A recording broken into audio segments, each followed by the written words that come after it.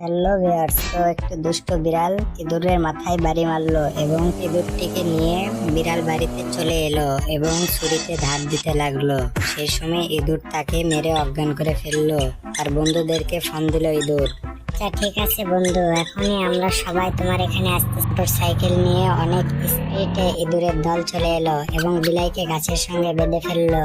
বিড়ালটি তখন বিপদে পড়ে তার কুকুর বন্ধুর কাছে সাহায্য চাইলো। বন্ধু, তুমি কোনো চিন্তা করো না, আমি এখনই আসতেছি। তারপর কুকুরটি অনেক স্পিডে বিএমডাব্লিউ কার নিয়ে আসতে লাগলো এবং ইঁদুররা সেখানে একটি গর্ত করে রাখলো।